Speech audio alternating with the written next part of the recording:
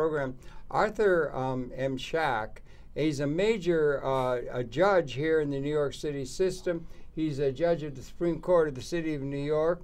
And he is, I'm going to use a vernacular if you don't mind, Judge Schack. You're what they call in the Yiddish a mensch, a real fine gentleman. And I say that from the bottom of my heart. Well, I appreciate that, Harold. And from my perspective and knowing you over a period of years, you're a mensch too. Takes one to know. Thank you. Anyway, he's got a really interesting story, and he's doing a lot of things in support of a good understanding. He's got a very deep-seated sense of commitment to the concept, in the best sense of the word, of justice and fairness. And he's been acting in a way, we're going to be talking about some of that. Anyway, so good to welcome you to MNN and to our Manhattan Network. Well, thank you very much, Harold. We've talked in the past and everything somewhat pointedly on other issues, but I wonder maybe you could share your background a little bit. Born and raised, and then the law, and we could talk some about the law and about that kind of thing, but could you share your background? Well, I was born in Brooklyn. Right. Actually, I got my birthday coming up this Sunday, so oh, wow, okay. I'll be 69 years old. Oh, mere lad of 69. I know, time flies when you're having fun. Yes, so. right. But I was raised in Brooklyn. I grew up in an area called Bensonhurst, which is, and then I went through the public school system in Brooklyn, part of New York City Public Schools, and ultimately graduated from Stuyvesant High School in Manhattan. That was a good, that's why we've talked on this in the past. I know. That's a really major school. A good school. Yeah, it was good then, good now. Yeah, right. Mm-hmm. And then I went on to Brooklyn College, where I got a Bachelor of Arts degree in American history I majored in. Right. And then I went to Indiana University, where I got a master's. That's right. I knew we had. I know we had an Indiana connection. connection. We're Hoosiers. Yeah, right. Yeah. I've been back there in a long, long time. Yeah, but me either. Yeah. But I went to IU in Bloomington, where I got an MA in American history. And then I ended up becoming a high school teacher. So I spent about approximately 15 years as a New York City high school history teacher, or social studies was the actual. Yeah, right. The license was called social studies. So Right. occasionally I taught economics or some other subjects, Yeah. but it was basically American history, or we called it world history, even though today you might call it European history. Yeah. There wasn't that much emphasis on Asia or Africa or South America. I think it's changed. Yeah, it's changing now. Correct. Under dent of necessity, I would say. I think it has to. Yeah. Anyhow, back in the mid-'70s, we had a budget crunch here in New York City. I remember. And my salary was frozen for a period of years, and we had inflation. And so my wife and I decided that I would take a different tack, and I went to law school at night while I was teaching by day. I see. Yeah, you got your degree. So in 1980, I graduated from New York Law School. Okay, good. And was admitted, and then I left teaching in 1982. Became vested for a pension, so that's one of the. I waited to get vested. Yeah, sure. And luckily, I was hired by the Major League Baseball Players Association. That's right. Yeah. By Marvin Miller, who was then the founding or first executive director and longtime executive director, also a Brooklyn person. Which I don't know if people know that. Yeah. And I spent 16 years on the staff ultimately as counsel of the Major League Baseball Players. Boy, that's a really responsible guy. I think with a lot of action going on. Yeah, I went through strikes, lockouts, but my job was was dealing primarily with enforcements of the collective bargaining agreement, grievances, for on-field discipline cases, and we dealt with salary arbitration, free agency. That's all with contract enforcement, and a lot of it also was not necessarily legal. It was union administration. And I got involved with that because when I was a teacher, I was involved with the teachers union here in New York City, the United Federation of Teachers, and I was very active. That was not Shanker. That was Al Shanker, was the president. You know Mr. Shanker? I knew him personally. Yeah. Okay. That's the one. Nice guy. Willie Allen warned about him getting the bomb. Yeah, he got a bad rap. I think Woody Allen was over the top with that. Anything for a laugh. Maybe. Well, it did get a laugh. I think Al used to laugh about it too, but I think as time goes on, he'll be appreciated as a thinker and philosopher about education. Yeah, I could agree. Yeah, I know. And I left but excuse me, that helped get me the job with the Players Association. Yeah. So I spent, it's interesting because I was interviewed by Don Fear, who ultimately succeeded Marvin was there many, many years as executive director. Now he's the head of the Hockey Players Association after retiring from baseball. And I got hired. That was back in the summer of '82. And I remained active in politics in Brooklyn. And ultimately, that led to my election as a judge in 1998. I see. There was a link between the work that you've done with the athletic business and then the fathers of Brooklyn, or the reality. Fathers of Brooklyn. No. There's also mothers there too. Yeah, well, no, I know, but I'm just saying the players in Brooklyn. You got aware of that milieu that helped in terms of getting involved in the. Well, courts. the political people were my background. Other people, it's interesting. Were wondering, what does this guy know? He knows baseball. I mean, I was doing some other legal work on the side too, so I had my hand in. A lot of more transactional work in terms of real estate taxes, wills and trusts, but I was able to secure this a nomination, be successful in 1998, and be elected to the civil court. Okay. Which, despite the civil court, had you set up a law office in my house, in my basement? In your basement. Okay. Well, that was my law. Some of the best ruminating on the law goes on in basements. I mean, I had people come to my house, and whether it be a real estate closing, they needed a will, some tax issues, other things, starting a business, getting incorporated. It was extra income, so I did that. Besides working for baseball. From the law school training and all that, you have a sense of the philosophy of law. I mean, it's a very big subject. If you go back over all of human history and so forth, the concept of justice, fairness, law, and how are we going to have organization of society. Well, it gets down. You're right. It gets philosophy of law, I guess. Philosophy is that if we're going to be active civil. What's the word I'm looking for? But civil might be a good word. Yeah. We want to relate to each other under an organized system in which we can behave and not worry about our safety, but on the other hand, have a system to adjudicate disputes, which is what we do in the court system. Right. And I was interested in that, and ultimately... Well, you got some of that from your history, too. Oh, yes. Yeah, having a sense of history also on an international I think that scale. was important.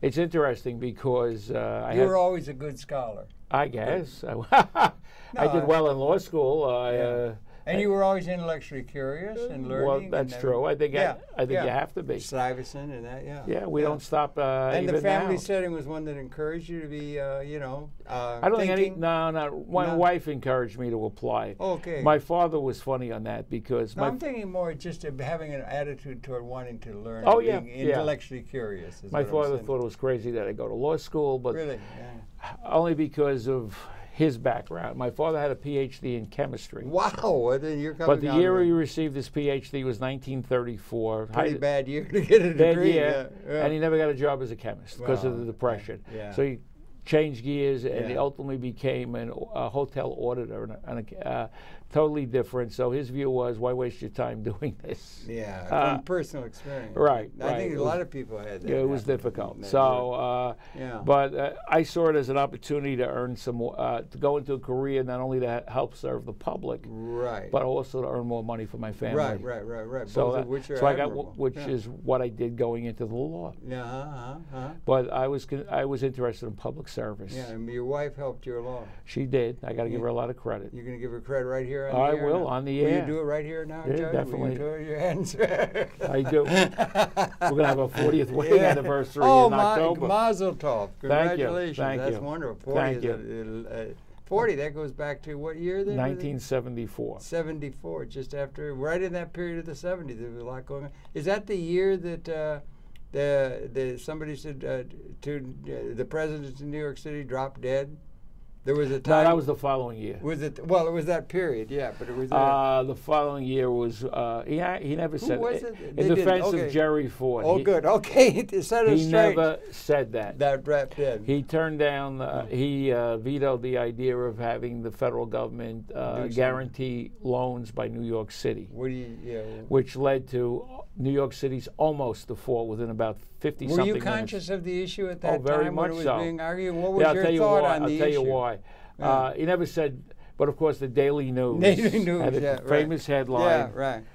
Ford to New York, drop dead. Yeah, right. Well, which was really their little encapsulated take on that. But he never said that. No, I know, but isn't it funny how I remember that? And I'm not at all No, the reason why I remember it well is because I was teaching. Yeah. I was active in the union. Yeah. I was what they, at the time, called shows you how language, was students of language. It was called Chapter Chairman. But that over time, that's considered to be gender biased.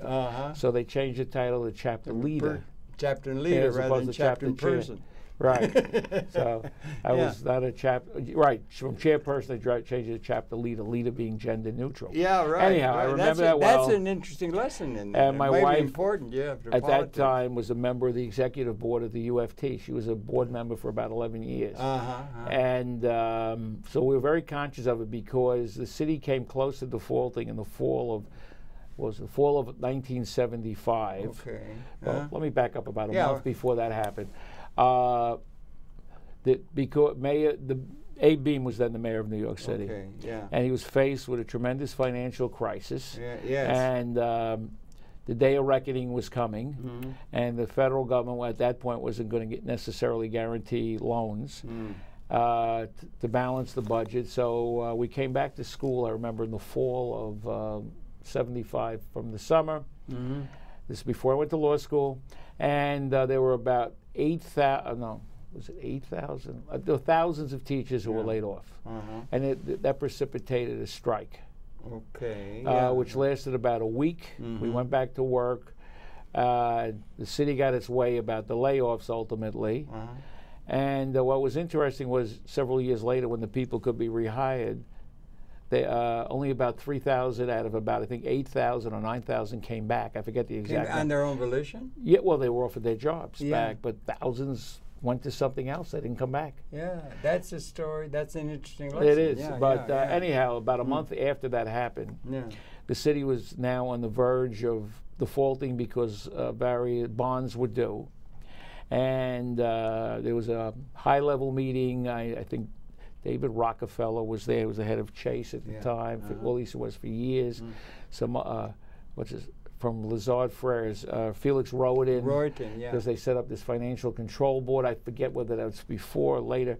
Anyhow, it came down to there's a big pot of money from my and every other teacher, our pension system. And Albert Shanker was persuaded he was going to let it default, but Albert Shanker, at the latest, with about 50-something minutes to go, was persuaded to have the teachers' pension system buy bonds from this agency called the Municipal Assistance Corporation, which was called Big Mac. Okay, right. Well, at that time, I think it was paying 11% interest. Was that a precedent-setting thing? It was to do that because the question is it fiduciarily responsible to buy these bonds? Turned out to be one of the best investments they ever made. Really? Down the road because of the high interest rates. Right. But it saved the city from default. Wow. So despite Woody Allen, Al didn't drop the nuclear bomb. He said. Well, thank you for straightening us out on that, Judge. But at that point, our salaries, all the teachers, our salaries were frozen for about 3 years. And that was, if you recall, not like now, inflation at one point during the Carter administration started to run 15% or so a year. Absurd. The interest rates were crazy on CDs and everything else. So that's when I decided to go to, I said, I got to do something to make some money. So I went to law school. So I joked that Abe Beame made me go to law school. Who, despite what happened, I'm not blaming the late Abe Beame. I thought he was a nice man.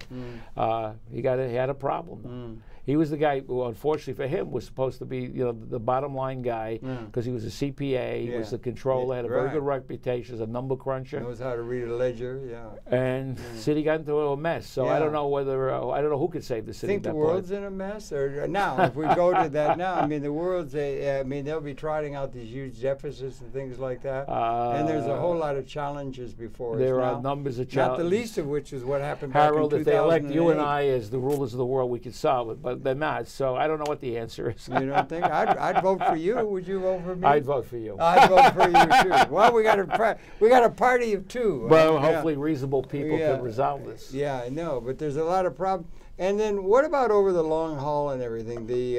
the justice system is part of the governmental system, and then that's all part of a political process and so forth. Well, the key What is the Times arrow dealing with the concept of how can we get at a word, maybe it's over not able to be done, but something that's trending toward real, honest to God, across the boards, justice for humanity and the creatures that make up the ecological order. What is the trending? Is there progress being made? Are we, That's a very broad question. Yeah, I meant to be, if we could. What's if the this trend? was a trial and you were asked that and the other side objected, I would sustain it and tell the lawyer to break it up. Yes. Make it simpler. No. That's I'm not very tremendous, practical. Yeah. I know, that's a tremendous philosophical question. Yeah. And I don't have an easy answer Well, let me for it. ask you another. Are you optimistic, pessimistic for the human prospect? With all of your experience, practical and intellectual. I guess overall, I'm an optimist. You are. I'm the guy who sees the glass as half filled up, not half empty. Yeah. Otherwise, I think if we're pessimists, we might as well just jump off the Brooklyn Bridge or something. Well, you have to be to just get up in the morning and do what you have to do. There's a lot of shenanigans going on. He had Daedalus say, history is a nightmare. Things were pretty bleak. You could get back to Santayana? Santayana about those who don't know history are condemned to repeat it. Right. And we repeat it. Or you talk about Dickensian conditions that were often periods that were just so horrendous and so forth. And yet we persevered through, we gotten through, and things are moving along. And the law and the sense of the law and the means by which the things are going to be set up in terms of law. We went through a process after 1,000 years of feudal order in Europe. Here, we set up a system, a republic, that was set up by people within an evolving historical condition and so forth. And we live by that. We all take an oath to the Constitution. That's correct. We have this certain sense of playing the rules of the game for how we're going to organize this society. In that sense, as an elected official, as a judge, even if you're appointed, I took an oath to uphold the Constitution of the United States and the Constitution of the State of New York. Okay. So I take that very seriously. Yeah. Okay. What I have to do. Yeah. So those are the guiding documents that set up the parameters by which the society is going to organize itself in terms of in a unique kind of way. It is. It is. And do they have things similar to that across the world? No. Because it varies. We have a French legal. We had different Napoleonic codes. That's a very different system. If you want to do the comparison. Our legal system primarily, it's a mix. Yeah. I shouldn't quite say it. First, we derive from the English common law. Yeah. So that means we look at court rulings as precedent-setting rulings. I could give you a whole lecture here, which I don't want to get into, about stare decisis. Yeah. But law keeps evolving. Yeah. Okay, good. I think, and I'll give you a classic example of how law evolves and changes. Please do. In 1896, we had a case called Plessy versus Ferguson, which dealt with segregated railroad cars in Louisiana. Yeah. Blacks had to go in certain cars, whites in certain cars. Yeah. So U.S. Supreme Court, in a 7-2 decision, upheld the segregation, or which became Jim Crow laws. This is one of many, which came about after Reconstruction, the late 1870s, 1880s, 1890s. Right. So that 7-2, separate but equal, was the law of the land, as long as it was equal under the Constitution. That's what they said. Even though pragmatically one could see that it wasn't equal. We know that. That's the historian's hat I'm going to wear now. Okay. But they played this fiction, separate but equal. Yeah. And John Marshall Harlan, who was one of the two dissenters in that case, said that the Constitution should be colorblind, which I believe in that too. We're all individuals. We're not members of tribes in this country. We're Americans. Now let's fast forward almost 60 years later. People nibble away in various cases at segregation. And now you come to 1954, 58 years later. Now you have the case of Brown versus Board of Education, which was actually 5 cases. That's the leading case was the Brown versus the Board of Education of Topeka, Kansas, at segregated schools. These are court decisions that are shaping the society. Well, I'm going to show you how the law changed 180 degrees. Oh, yeah, right. That's my point. It's evolving. So now the U.S. Supreme Court, using different kind of evidence that didn't exist in 1896, great job done by the chief counsel for the, I forget his exact title, for the NAACP Legal Defense Fund, who brought the case, was Thurgood Marshall, later to be a justice of the Supreme Court. Yes. And using psychological evidence and the effect of segregation on black children, Supreme Court 9-0 ruled differently. They said separate but equal is unequal. It's inherently unequal. So 1896, it's okay. 1954, it's not okay. Now, how so do we, law evolves. It keeps changing. Oh, yeah, that's what I'm trying to. Well, that's the point I think I was trying to make. It evolves. Yeah, you had a different law under Caesar. You had a different law under the feudal courts. You know, things evolve. Well, if you go back, well, that's interesting too. If you want to talk about and law, you got a grounding in history as well as law. If you want to go back to feudalism, we had things like trial by combat. Yeah. You have, people would have sword fights or something. Trial, walk over hot coals. Yeah, if you don't burn, you're okay. Yeah, right. It's kind of things that trial by ordeal. Monty Python had great fun poking fun at that kind of stuff. They're going to have another show, incidentally. Really? They're getting together again. I hope so. Yeah. But we'll bring out the dead and we'll see what happens. Right. But anyhow, what it is, we ultimately came up with trial by jury or trial by a judge as a system in which no one gets killed or injured, and we can resolve disputes. Now, how do you deal with the fact that you have, let's say, in the economic order, you have a private sector, or in the overall organization of society, you have a private sector, you have a public sector. You have those two things. The relationship between the two go in cycles, and how do we deal with that dialectic? If I may, I wanted to go back to about derivation of law. Oh, sorry. I didn't finish. So what I was saying is, we derive things from English common law. Yeah. But yet, over the years, we've become the French on the continent follow what's called the Code Napoleon. In other words, the government issues a code, a written code, rules of procedures. We sort of have a mix of that today. Yeah. Because we do have a lot of administrative agencies that set up rules. They're given that authority by legislative bodies. Okay. And so people, if they're not happy with how an administrative agency rules, they exhaust their remedies, they can come to our courts to try to resolve it. Okay. And we review that too. So we're a mix, but we're basically out of common law, not a. But with that administrative law, we're dealing with rules as well, and to determine whether or not rulings by administrative agencies are arbitrary, capricious, or without merit. And this law is evolving within a political context. And we had a great crash in 1929 and 30. We had a man named Franklin Roosevelt came in and said there have to be some changes because there was utter devastation or great devastation. Speaking of that, here's another great example how laws can change. I'll use Roosevelt as an example. Yeah. During the New Deal, at the beginning, the Glass-Steagall Act was passed. Was that the beginning of that? Really? Yeah, 1933. To separate investment and commercial banking. Correct. And then when that was overturned in 1999. Bill Clinton was part of that. I know. And I like Bill, but well, I'm a judge, so I won't render an opinion about the repeal. I'll just say that we went 180 degrees the other way. Congress did. Yeah. And then we see this whole thing with foreclosures, with credit swaps, and collateralized debt obligations, and then boom, we have the big recession coming along. Yeah. Maybe if we still had the Glass-Steagall, maybe it wouldn't have happened. And I don't want to get into this. No, you don't want to get into it. No, I was trying to get a wide sweep of history. But the point is, things change. And Congress different relationship between the private sector, public sector. Oh, there's a relationship. Yeah. And you want to. We have a mixed economy. And we don't want to. We want to have a mixed economy. We don't want to have a one all or one all the other way. I agree. We don't have an authoritarian state. Yeah. God forbid we had anything like that. We want to give people as much freedom as possible. Yeah. But yet we want to get very philosophical. We still have to abide by rules. I'll make it very simple. Yeah. If we didn't have traffic lights, we'd have accidents all the time. Yeah. So that's why we have red lights, green lights. This is I think most people, be simplistic, realize that's to prevent accidents, to protect people.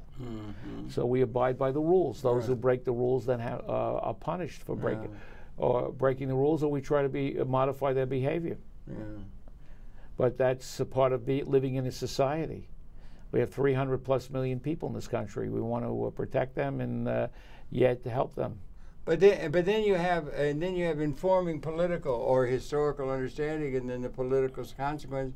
You have economic theorizing about what are going to be done by these people who represent the public sector or people who are objecting to it, or representing private sector interests and so forth, whose rights are being violated, how that's being done. So economic theory and that gets debated all the time in Congress or state legislatures, or in the end, myself and the other judges, we have to ultimately make rulings based on cases that people will present us with. Right. And one of the well, I won't say problems. I know this going into this as a judge. Yeah. I have to make rulings or decisions, and somebody's going to like it, and somebody isn't going to like it. But that's part of what I do. Yeah. I understand that. There must be a certain part of difficulty in that, because things are very often nuanced and everything. It's hard to do that. You have to do it according to the law, and you have certain boundaries that you have to abide by. Correct. In terms of that, and Correct. the people that are involved in the system have to abide by that. That it might be hard for a citizen to understand why are they quibbling over something that it's so obvious to me that the man's guilty or not guilty, or he should get a settlement or they shouldn't, or whatever. Well, since I'm doing now civil cases, I joke with people asking about what I deal with, and I said, it's not black and white. I deal in shades of gray. Okay. No. That's probably true. You almost need to, because there are and things are changing, and one thing will change after, things will change through time and so forth. And we did mention Mr. Roosevelt, and at one time, it was even Mr. Nixon said through Van Hayek, I think, the economic theorizing and political inspiration of our political leaders and whatnot, said we're all Keynesian now. Keynes set up the Bretton Woods and all the. Who said? I'm trying. Was that? It was Van Hayek, and then also Nixon said it. We're all Keynesians now. I think Roosevelt never said that, but he became one. Yeah. When Roosevelt ran in No, Nixon said that. I know that. When Roosevelt ran in 32, if you look at his platform, he was going to balance the budget, which is not Keynesian at the time when you have tremendous unemployment in the country. Now he became president. It wasn't practicable. And he primed the pump, so to speak. Yeah. And he became a Keynesian too. They never said it, but by the federal government borrowing money and setting up programs like the WPA, CCC, and we go on, a number of programs. He put people to work. He did put people to work. And through what's called the multiplier effect. Yeah. This is my economics background. Yeah, now. right. He helped get the country moving. Yeah, but not quite. The war helped also. Now this is my historian's hat on. Yes.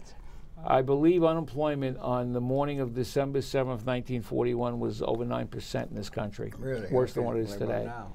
Or worse. Yeah. And then within a year it was 3%. Yeah, right. So the war. Willow Run. That was one of that was an unbelievable plan. Yeah. But the war put everybody to work. Yeah. The war effort, the government had to borrow money. Yeah. And yet that ended the Depression, the war. That did, yeah. People made money. And then it was 1970, long about Watergate time, Mr. Nixon said we're all Keynesians now. Then there came 1970, 1980 or something. We had Mr. Reagan came in, and you had a whole other thing came up from the right, from the Van Hayek people in Chicago and all of that. And so there was a change in terms of the tenor of the times.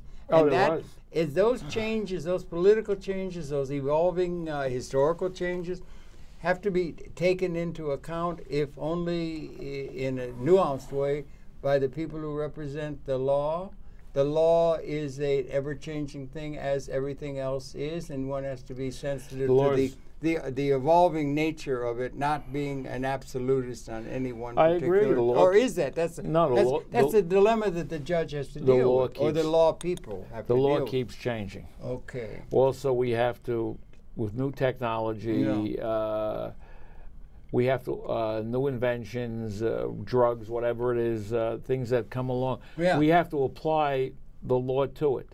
So if you start talking about the Constitution, a document written in 1789, I'm sorry, 1787, the founding fathers, did they ever think of some of the situations we have today? Not. How could they? So it's to me, It's a living document. Okay. Then you have people who, the originalists who believe, what did the framers mean? What's their original intent? Yeah. And that's it, and we don't go forward. That's absolutist. Like Yeah, thing, well, like the kind of thing that comes without up naming with fate. names, you have some very significant judges in the U.S. Supreme Court who have that viewpoint. Others have a different viewpoint. In the Supreme Court, but in the body politic, in the society, that's true it's too. changing too, you know. So the Constitution is only so long. You can read in a few minutes. But that's what and you yet we have bookshelves full of commentary. Right. Decision, what does this mean? Yeah. That's and once evolving. Once goes the republic or the democracy or whatever. It was the republic they started, and so the people in the legal profession. So then when you have a calamity like they said of Mr. Roosevelt, yeah, he got some WPA and so on, but he also is credited with some from various segments of society for having saved capitalism from a complete dive into a totally socialist kind of society that a lot of people would have said we should have done. You understand? That was his issue in the 1936 election and his re-election, in that basically his campaign was, I saved capitalism. Yeah, right. Even though he was saying that himself. Accused them of being a socialist, communist, whatever, you know. People would say all kinds of things about people. Yeah, but I'm saying, but he certainly was not a socialist or communist. No, he had he modified capitalism with some of the things he did, or he believed that the federal government had the resources to help people. Was there a risk? Well, they did in the Soviet Union. They have a labor theory of value that comes out of Ricardo and Adam Smith and that kind of thing, and labor theory, surplus value of labor. That labor is the source of income. I mean, is the source of economic activity, and they wanted, to have a private sector was seen by real hardcore people as the evil institution that caused all the inequity that was so obvious when Tiny Tim wanted a little more gruel or something. And they did away with private sector. They would like to do away with the private sector, have it be all in the government. Was communism so successful? I would say not. Would you? Well, particularly I would after agree 1989. I would say that too. I mean, the whole Marxist ideal of from each according to his need, from each according to his ability, to each according to his needs, didn't work. Yeah, and also, what about reasonable wants? Instead of just needs, when you have an evolving system, we can provide things like electricity and things. There's an evolving economic order. People believe that if they have more intelligence, they're worth more to society. They should earn more. Yeah. Communism flopped. It failed. So it's more than economics. Then there are other people who would say we've gone too far now. That we've gone so far over, let's say, since Mr. Reagan and so forth, and things that happened, and what's happened in. That the concentration of the wealth and among a very, very small plutocratic class within the private sector, that people can see themselves almost as serfs on a feudal estate where all the assets are owned by a tiny plutocratic class that get richer every hour. And that it's now private sector, and you got people who are running everything from the private. Well, I'm not going to give you an easy answer, but no, I know, I don't expect income one. Inequality is a major. It is incredible. A major issue facing this country. It is. We're probably haven't seen income inequality like this since probably the late 19th century. I have a friend. The time of the robber barons. Yeah. Okay. Right. I have a friend, Ramsey Clark. I like Ramsey. He's done a lot of things. And Sarah Flounder, the former Attorney General. He was the Voting Rights Act and the Civil Rights. And Harry Truman. He was the Attorney General. I'll tell you a funny one. And his dad was on the Supreme Court. And Harry Truman did not like the way that Tom Clark voted in certain decisions. Really? So he went after he was president. When I asked once, what was the worst decision you ever made as president of the United States? He said putting Tom Clark on the U.S. Supreme Court. No kidding. I haven't heard that. It was a case back in the early 50s. Yeah. I think it was the Youngstown sheet and tube case. Anyway, what it was is that during the Korean War, there was a strike by the Steelworkers Union. We had a huge steel. Oh, they were big there. Yeah, they were big, much bigger then. Yeah. And to help the steel workers and to get a settlement, he nationalized the steel mills, Truman. Then the steel company owners went to the U.S. had a case, went all the way to the U.S. Supreme Court, and the U.S. Supreme Court, and I believe Clark might have. I know he definitely voted to overturn this in 1951 or 52. Tom Clark, the father. His daughter. He voted, or he might have written a decision. Truman was reversed on nationalizing the steel companies. But anyway, I mean, some said Truman was flirting with socialism, and well, now there are now the pendulum could have swung. Naomi Klein writes on economics, and she says it should be mixed. I agree, there should be a mix. There should be a place for the public sector and for the private sector. I understand what you're saying. Yeah. And that they say it's all going over now to where the Congress is the best money. Congress is being bribed by the people with all the money. That is becoming feudal in the nature, not feudal in the sense that you have a king on that castle, everybody else wallowing around in the mud, and that there's a problem of getting effective buying power into the hands of the mass of the people because all the capital assets are owned and being concentrated so much in the private sector that they're running everything. But you have to understand that if you're a member of Congress... And how does that reflect in the judicial realms of our society? Well, let me back up. If you're a member of Congress, a senator, a representative, you got to get reelected. That's true. So it's the old expression, money is the mother's milk of politics. Yeah. Was that Tip O'Neill or no? I forget who said that. It might have been George Washington. It might have been Julius Caesar. Yeah, right. I have no idea. Right. But it makes sense. You right.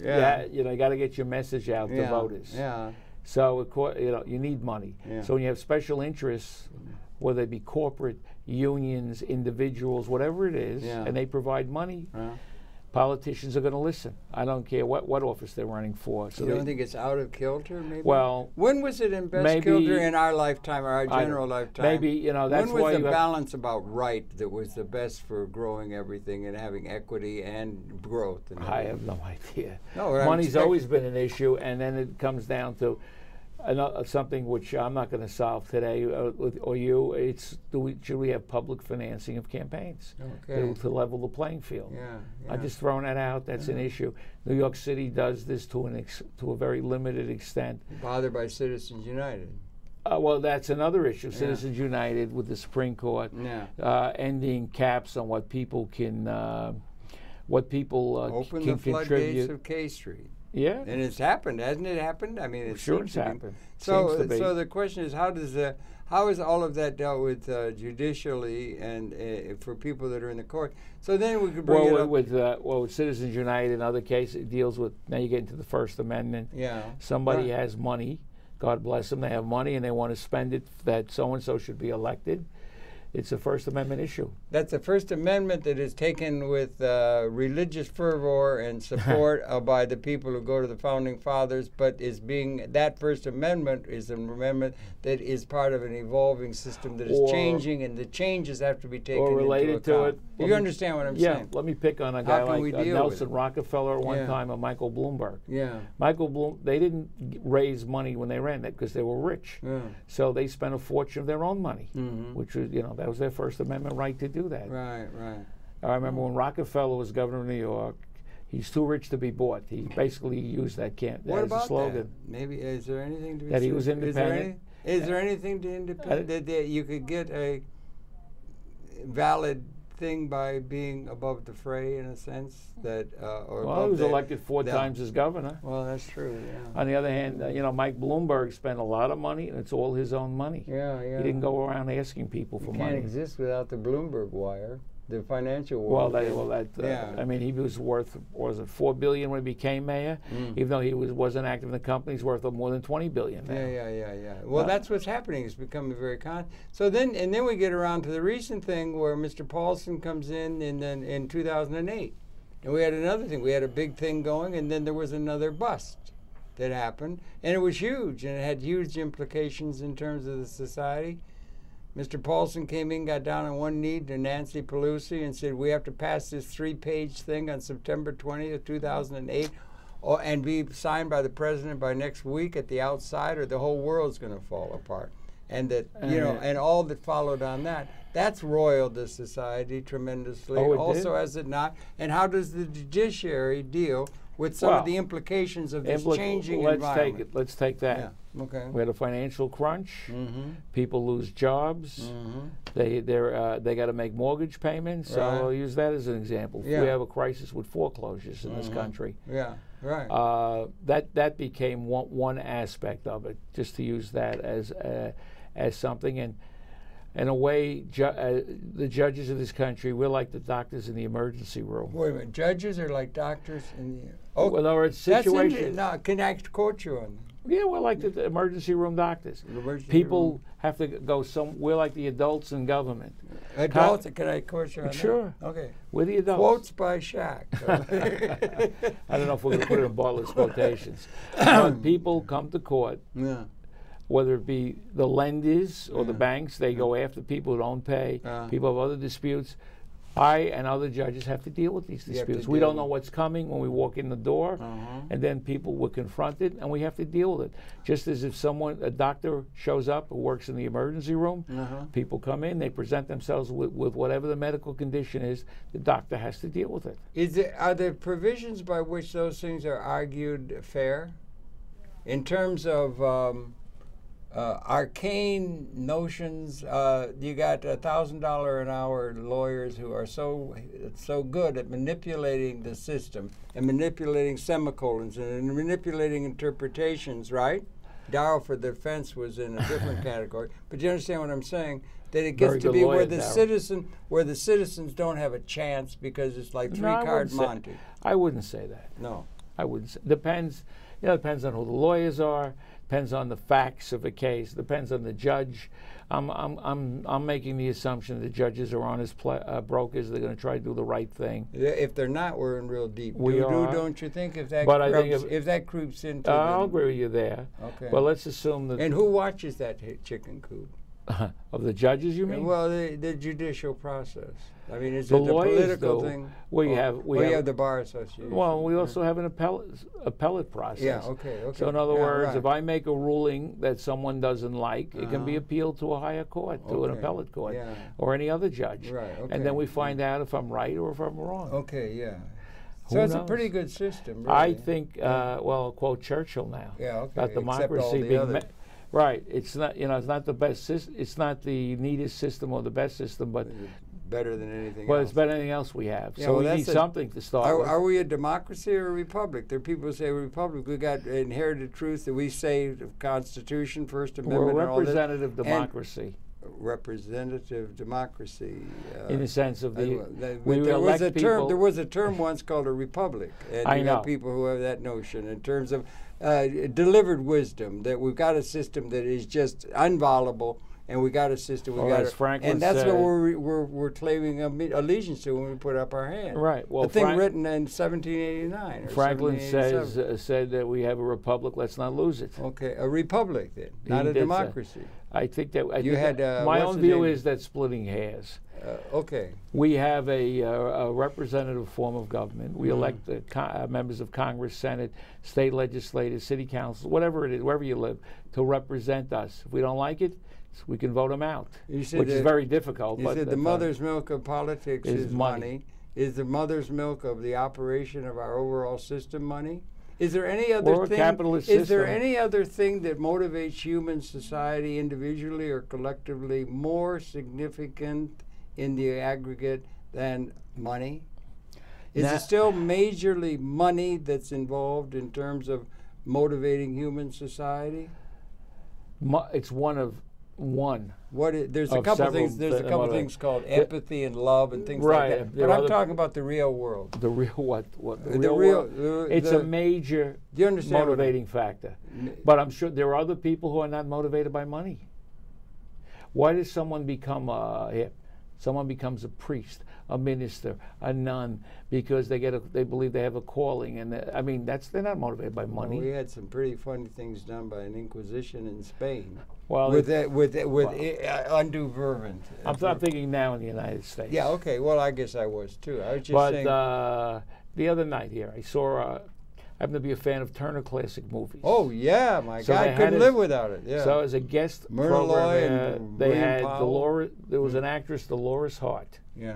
Who was a Catholic. Yeah. She was in some movies with Elvis Presley. I'll go back Where the Boys Are, and then she had this. She was a good religious awakening, and she became a nun. She's now a Mother Superior. So as Mother Superior, Dolores Hart. She was on there, picking movies. But the point was, she walked away from Hollywood with a lot of money.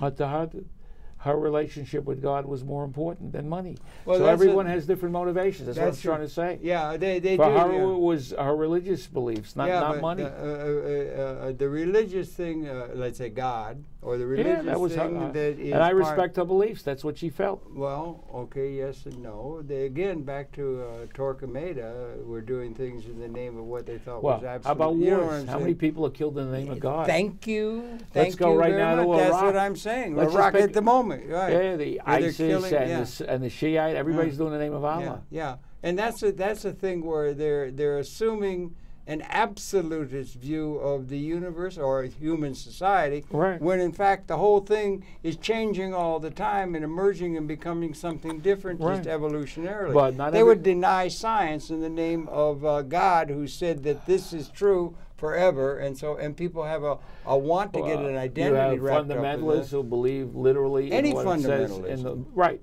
Yeah. Doesn't have to be Christian, but they believe this is what the Bible said. That's it. That's it. Or right. the Quran, or well, whatever. They could be saying the law would be like that. Yeah. You don't have to change one little thing from 1776. 1787. You got it. That's it. That's Holy Writ. They could take it politically that way. Well, we have people, legal scholars, who believe that, and you have legal scholars who don't believe that. And so I'm saying the law evolves, evolving all the time. It evolves, as does everything else. Right. So again, back to the question: are you optimistic, pessimistic? We have I'm still an optimist. We have weapon systems now because that have evolved. I know. And throughout most all of history, the means by which political legitimacy was established in the first place was whoever had the biggest club.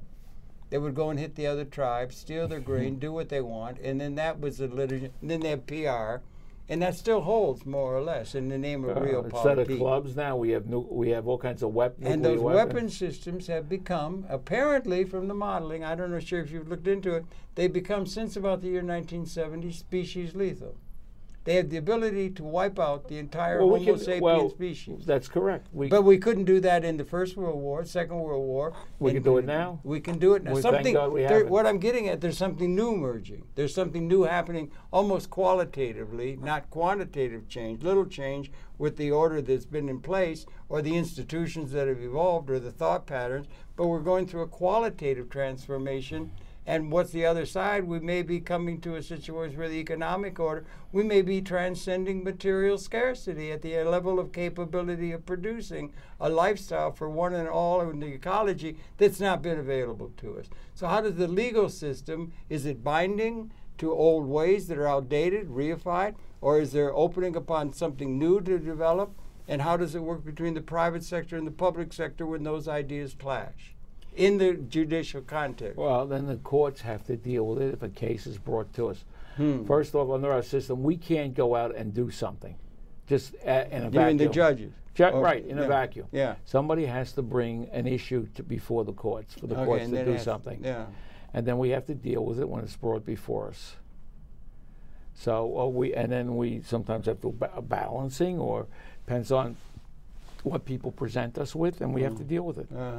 So in an abstract, you have to make judgments. Correct. Yeah. And in the abstract, without a specific case, it's hard for me to I'm answer talking that. philosophically. But in philosophically, somebody brings to us a problem, what I'll call a problem or a concern, or somebody believes they've been Let's say the problem wrong. of avoiding species-wide suicide. I don't know how you bring that necessarily as a case to the court.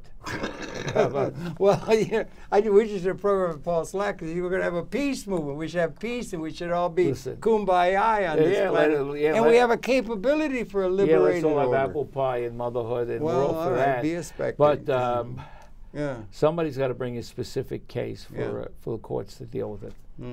And to adjudicate an issue. So some of the great philosophical issues that you raise, which might not come to our courts. Right. And then our jurisdiction is limited. There's no place for them. I don't have the power to tell someone in another country to do something. Right. That's right. Because the sovereignty ends at the water's edge, or at the borders. At the border. Right. Or in my case, as a state judge, it ends at here's New Jersey, there's Connecticut, Pennsylvania. I mean, I'm in New York. I'm not in the other states. The laws are probably somewhat similar. So it just be worked out. Probably, I think we both agree it should be worked out that we keep both. But there is a tendency. Do you think there's a tendency in terms of things too favorably inclined to the super wealthy, malefactors of wealth and so forth, has been accused throughout all of history. A few people having everything in the world today and in the society, and should there be measures taken by a political or otherwise intellectual leadership to make it better? And do they have any judge? It was wrong to have slavery, was it not? Of course. We decided not to, and it was wrong to have Jim Crow, and we decided there were judges involved in making those decisions as the thing evolved. What about now? 1857 Dred Scott decision. Yeah, right. Slavery. Fugitive Slave Act. Yeah. Yeah, all that stuff. The Civil War resolved that one, right. and then came the post-war amendments, so we couldn't have slavery. Yeah, yeah. Or as they called it, involuntary servitude. Yeah, right. But the issue, things can change. Constitution gets amended. We had prohibition was an amendment, and then it got repealed in another amendment a number of years later when Roosevelt was president. So we do change things constitutionally, but it's a very slow process. It is slow. How slow is it? Is it glacial? I mean, I don't know. We've been here a couple 100,000 years. I'll use one that seems to be moving rather quickly in a constitutional framework. No, gay. What the proponents call marriage equality. Yeah. Or as in the public will call gay marriage. Yeah.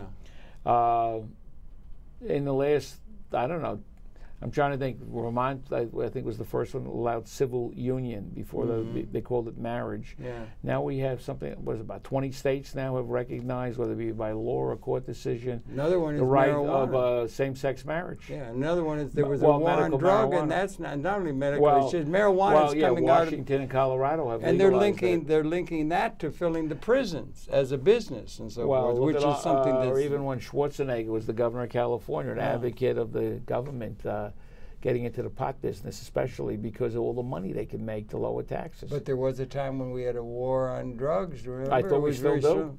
Well, it could cost a lot of money. Okay, but it seems to be, at least in the case of marijuana, it's just becoming... It's going to become part of the society. It appears that's the trend. Or we had prohibition against alcohol. Right. Yeah, right. All it did was make people lust to have a drink. Yeah.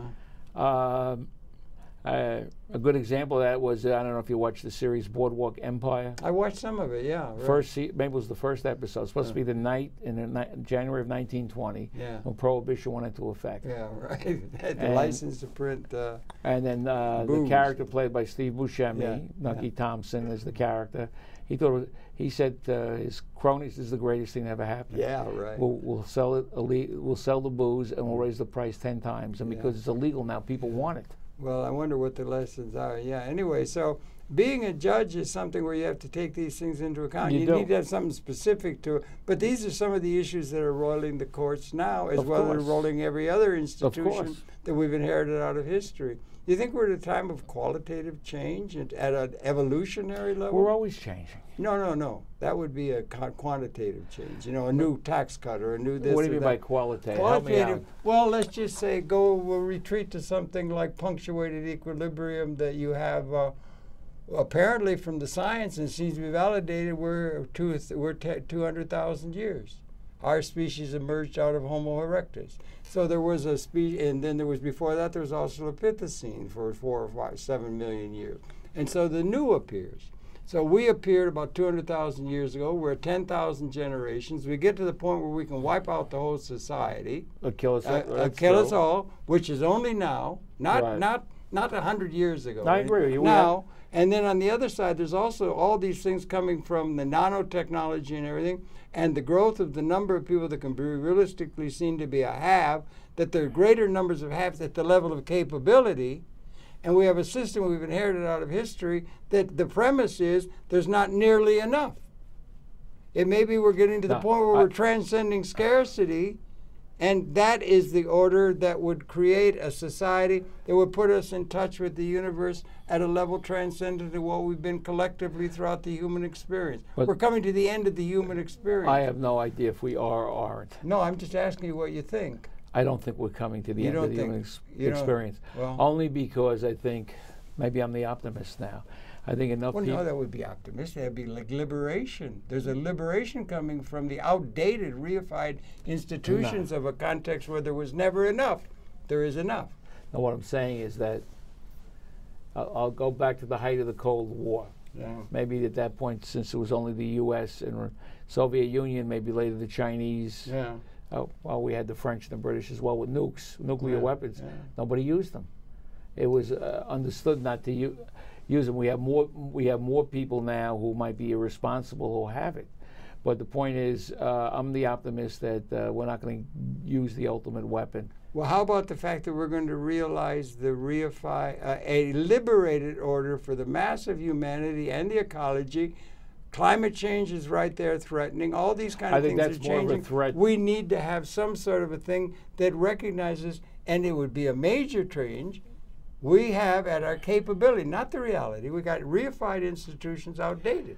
Out of a historical thing. Climate change, I think, is a greater threat than nuclear weapons. Well, I'm not sure that climate change would create discomfort, but it wouldn't set off the weapons that would destroy species. We're going to have the sea level rise and along our coast. It's very. For all I know, where we are right now could be underwater in 50 years. Yeah, well, it could be. Well, we saw Sandy. No, but what I'm trying to say is this is not your normal time. Isaac Asimov said, this is the defining generation. Did we ever have a normal time in the world? I don't know. No. It's been a 200,000-year process of evolving, just like Homo erectus evolved, and then something new appeared. And you're coming into a new relationship that is qualitatively, not quantitative, substantively different than what we've been. And all our institutions are outdated, virtually all of them, including perhaps many aspects of a system of judicial concern that doesn't adequately get a situation where you liberate the human society rather than having a lot of people. That's not an easy answer as a judge for me. Not. No, because my job is to adjudicate disputes, uphold the law. Yeah. The legislative branch creates the laws. So what you're raising is an issue for the legislature or for the or executive. Not for me. For the collected intellect. If I'm going to get involved in that debate, then I got to give up being a judge. Glad to hear you're keeping keeping it straight on the narrow. And I know you're one of the better judges and everything. I thank you for such a well-balanced commitment to justice, and that you helped move the ball along in the right direction and helping a whole lot of people with your work on the court. And I really commend you for that and everything. And it's great talking to you. I'm sorry I get off on these kind of larger issues and so forth. Well, I enjoyed the philosophical discussion. It's a hell of a time to be alive. I guess that's true whenever people were alive. Do you think it would have been the same in the 6th century? It took 2,000 years to and then we would. Well, I mean, things were so slow. We would probably both be dead because we wouldn't get to this age. Yeah, right. Well, there again, now you're bringing up a good pragmatic judicial reading of the whole situation. In any event, I'm sorry I got off on tack. So good to talk to you. Same here. I love you dearly, darling. And I'm going to just say thank you for viewing. It's your pleasure to have the perceptions of Arthur M. Schack, as you can see, Justice of the Supreme Court of the United States. And they promoted state of New York. Of the state of New York, excuse me, and a prodigious intellectual of history and of other issues that do inform and relate to the judicial process itself, which he is in a position of having a great and responsible active action taken there. And we thank you very much for all that. Thank you. Thank you for coming in. Thank you for viewing. We'll be coming back again tomorrow. That's it for now. One more time, Judge Schack. Thank you very, very much for such a very well-led life. Thank you. Okay. Is that it?